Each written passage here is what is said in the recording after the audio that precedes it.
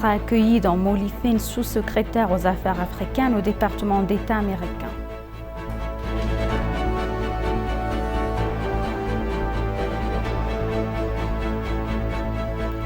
Une célébration annuelle commandement à centrale de Dalol s'est tenue dans la ville de Jemma sous le thème « Préparons-nous toujours pour la modernisation et la victoire ».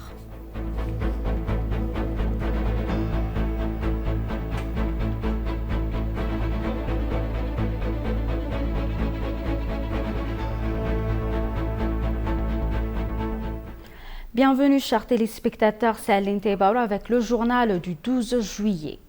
Le vice-premier ministre et ministre des Affaires étrangères d'Amek Amakounen a déclaré que l'amélioration de la coopération bilatérale et multilatérale entre l'Éthiopie et les États-Unis devrait être mise en œuvre de manière accélérée et complète. Damek a reçu Molifine, sous-secrétaire aux affaires africaines au département d'État américain, dans son bureau.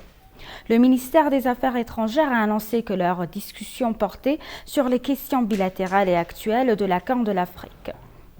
La ministre adjointe Molifi Igad a remercié l'Éthiopie d'avoir accueilli les pourparlers à Addis Abeba et a exhorté les forces soudanaises à rechercher une solution politique au problème en établissant un cessez-le-feu et en rendant l'aide humanitaire accessible. Le vice-premier ministre et ministre des Affaires étrangères d'Amek Amakounen a déclaré que l'amélioration de la coopération bilatérale et multilatérale entre l'Éthiopie et les États-Unis devrait être mise en œuvre de manière accélérée et complète. Il a également souligné que la paix au Soudan devrait être soutenue par le cadre de l'Union africaine et l'IGAD, dont les Soudanais eux-mêmes sont les propriétaires, ainsi que par d'autres efforts similaires.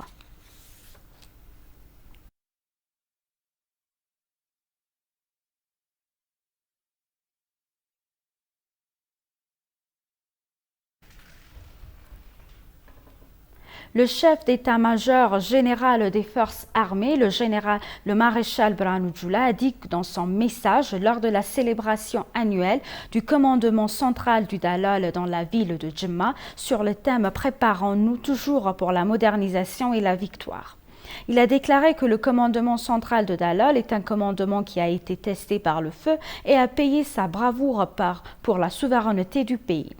Il a souligné que les membres devraient encore renforcer leur préparation à remplir leurs fonctions avec une meilleure application. Il a mentionné que le but principal de l'armée est de protéger la souveraineté de l'Éthiopie. Il a dit qu'il s'acquitterait efficacement de cette mission. Le maréchal Birhanu Jula a déclaré que le centre de la bravoure des forces de défense était le peuple éthiopien. Il a déclaré que ceux qui travaillent à la réalisation de leur programme politique en diffamant faussement le nom des forces de défense devraient s'abstenir de leur action.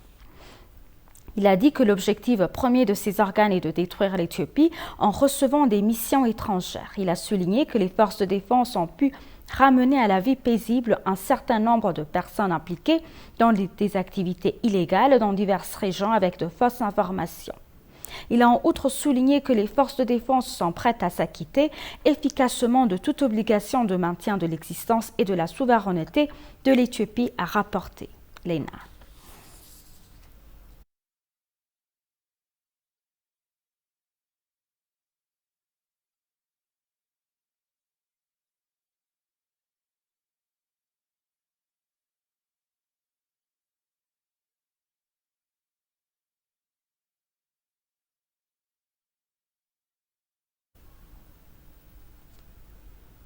Suite à l'instabilité au Soudan, la Croix-Rouge éthiopienne et la Société internationale du Croissant-Rouge ont exprimé leur engagement à fournir une aide humanitaire aux réfugiés en Éthiopie.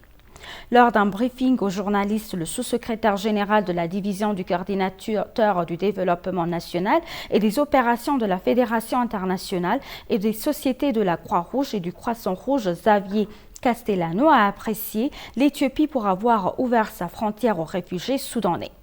Selon Xavier, la Croix-Rouge éthiopienne joue un rôle sans précédent dans l'accueil et la gestion des réfugiés dans diverses régions du pays.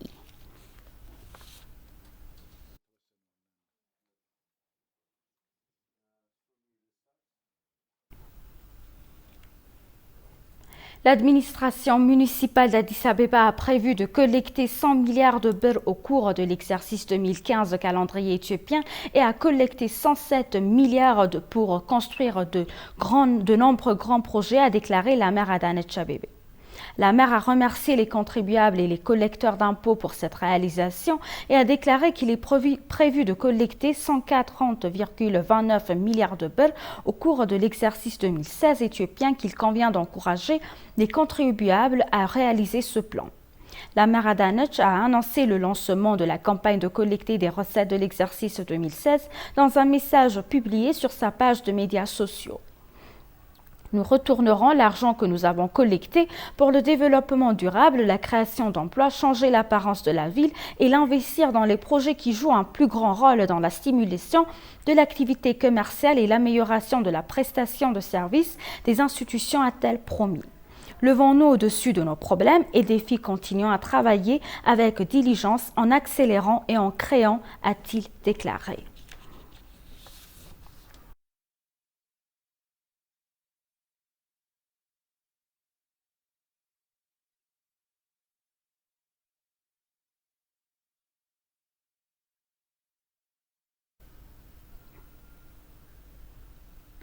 Quelques 361 415 hectares de terre ont été préparés pour planter 500 millions de plantes en une seule journée, selon le ministère de l'Agriculture.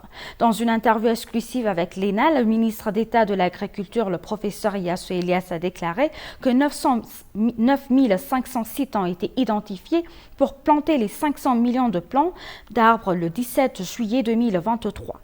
Selon lui, le cartographie et le site Green Legacy ont également été développés afin de rendre les activités de plantation directement accessibles aux personnes du monde entier.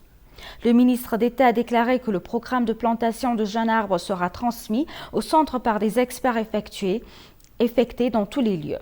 La cartographie de 500 000 sites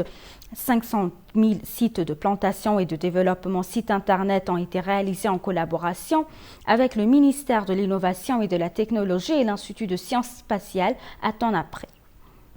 Le professeur Iyyasu a appelé tous les citoyens à sortir et à laisser leur héritage en plantant des semis leur jour même. Plus de 25 millions de personnes devraient participer à l'événement et le ministre d'État est convaincu que le plan sera couronné de succès. Il a déclaré que 60% des jeunes arbres à planter sont destinés à l'agroforesterie, 35% à l'aménagement des bassins versants et à la foresterie et 5% à l'embellissement urbain. Le ministre d'État a exhorté les Éthiopiens à faire de leur mieux pour atteindre l'objectif fixé.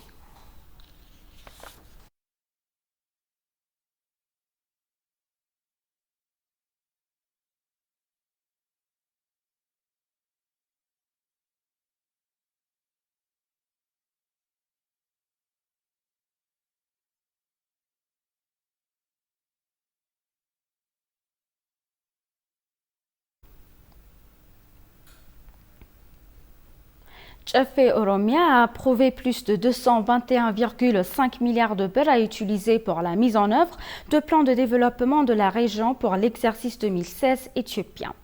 Selon Tolosa Gadafa, chef du bureau de coopération des finances et du développement économique d'Oromia, le budget est tendu, mais le revenu de la région a été épuisé et utilisé. Il a déclaré que la source du budget provient du gouvernement fédéral, des revenus réguliers de la région, de la municipalité et de diverses sources de revenus. Il a également expliqué que l'allocation du budget régional a accordé une attention aux activités et au secteur de lutte contre la pauvreté. Il a déclaré que l'agriculture, l'éducation, la santé, les routes, l'irrigation, l'eau potable et la création d'emplois font partie des secteurs qui ont retenu l'attention. Le chef a ajouté que l'assistance des membres du comité est essentielle pour s'assurer que le budget alloué à la mise en œuvre du plan de développement de la région est utilisé uniquement aux fins prévues. Le président de la région d'Oromia, Shimellis Abdiisa, a clairement indiqué que les villes, les zones et les districts devaient utiliser leur budget alloué de manière économe et plus d'épuiser leurs revenus. Le président a déclaré que la direction et la structure à tous les niveaux ont atteint un niveau où il est possible de couvrir à une seule 67% des plans de développement. Jmellis a souligné que les domaines axés sur la pauvreté, notamment l'éducation, la santé, l'eau potable et l'agriculture, ont reçu une attention particulière dans l'allocation budgétaire.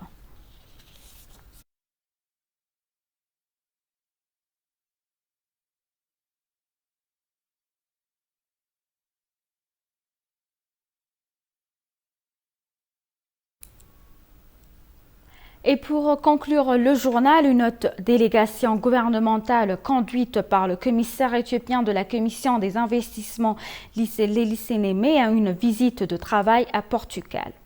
Il a indiqué que le but de la visite est de renforcer la coopération bilatérale entre l'Éthiopie et le Portugal, ainsi que les relations commerciales et d'investissement.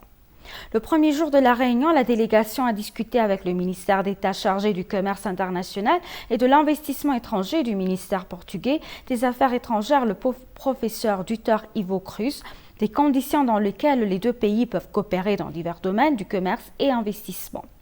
Ils ont également discuté avec les dirigeants des institutions portugaises travaillant dans la promotion du commerce et des investissements et la gestion des zones de libre-échange. Il a été observé que l'ingénieur Lili Sénémé, commissaire de la Commission éthiopienne des investissements et sa délégation, ont donné de nombreuses explications concernant les opportunités d'investissement dans les secteurs stratégiques et les réformes de cadre juridique que le gouvernement mène pour créer un environnement commercial favorable.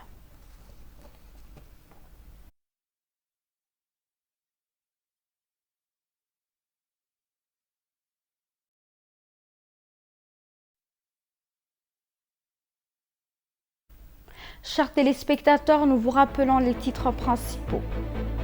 Le vice-premier ministre a accueilli dans Moulin Fine, sous-secrétaire aux affaires africaines au département d'État américain.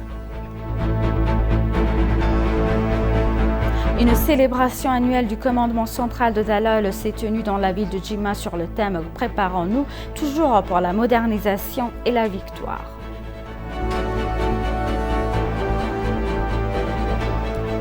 Merci chers téléspectateurs, c'est la fin du journal, c'était Aline Taïbaoula avec le journal. Restez avec nous avec le reste des programmes.